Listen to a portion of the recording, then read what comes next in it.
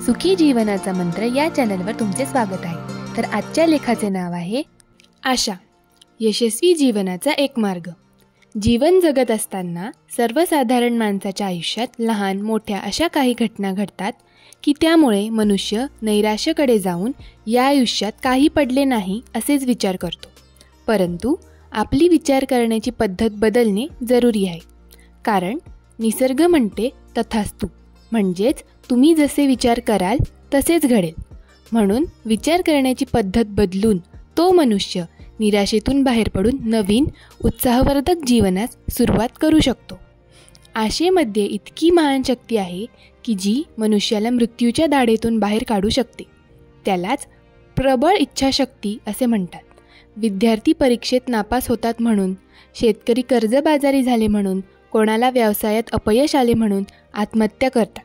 परंतु त्यांनी जर असे ठरविले की मानव जन्म हा एकदाच मिळतो, त्याचा मी जरूर उपयोग करून आशेवर जगून पुढील दिवस चांगले येतील ही विचारसरणी ठेवल्यास एक दिवस यशस्वी होऊन दाखविणारच। ही प्रबळ मनाने प्रबळ इच्छाशक्तीची आशा निर्माण केल्यास असे लोक आत्महत्येपासून निश्चितच परावृत्त होऊ शकतात।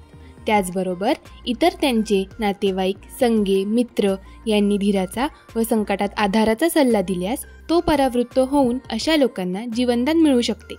आपणास नेहमी मोठ्या लोकांची तुलना करायची वाईट सवय हेवा विचार पद्धतीची मानसिकता झाली आहे।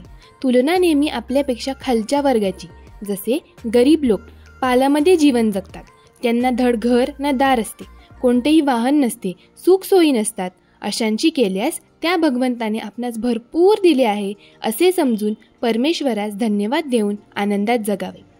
आशा जागृत ठेवण्यासाठी काही गोष्टी प्रयत्नपूर्वक आपल्यालाच कराव्या लागतील।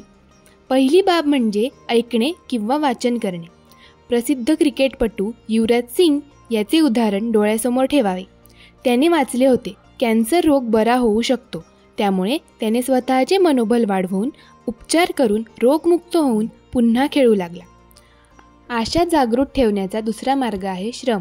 तसे पाहिले तर मनुष्य हा निराश झाल्यावर हताश होतो व श्रम करणे सोडून देतो।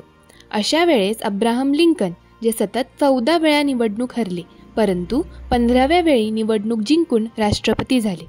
अब्दुल कलाम, अमिताभ बच्चन ही माणसे सुरुवातीस अपयशीच होती, परंतु संकटाचा सामना करीत न हरता श्रम करून मोठ्या पदावर गेलीच ना। तिसरी बाब आहे ती म्हणजे संवाद साधण्याची। आजकाल समाजामध्ये संवादापेक्षा वादच जास्त ऐकायला मिळतात। त्याकडे दुर्लक्ष करून आपल्याला कोण यथायोग्य मार्गदर्शन करेल, कोणी योग्य गुरु भेटेल याचा शोध घेऊन त्यांच्याशी आपल्या समस्यांची चर्चा करून त्यातून काही नक्कीच आशावादी मार्ग निघू शकतो।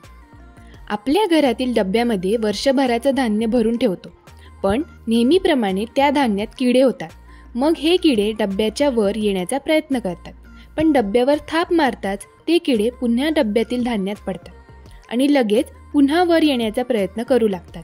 जरा विचार करा, ते क्षुद्र किडे देखील शेवटपर्यंत कचऱ्यात पडण्याची आशा सोडत नाही।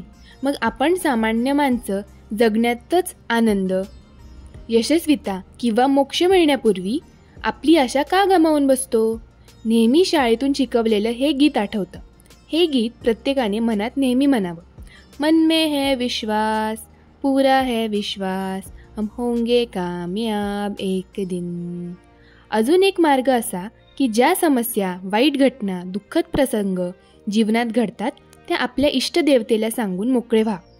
आपण टेन्शन न घेता इष्टदेवतेला सांगून त्यांच्यावर सोपून तूच करता आणि करविता म्हणून मोकळे व्हा। पण आपले कर्म, प्रयत्न, आशा सोडू नका। मग बघा जीवन कसे आनंदाचे डोही ते आनंद तरंग होते ते।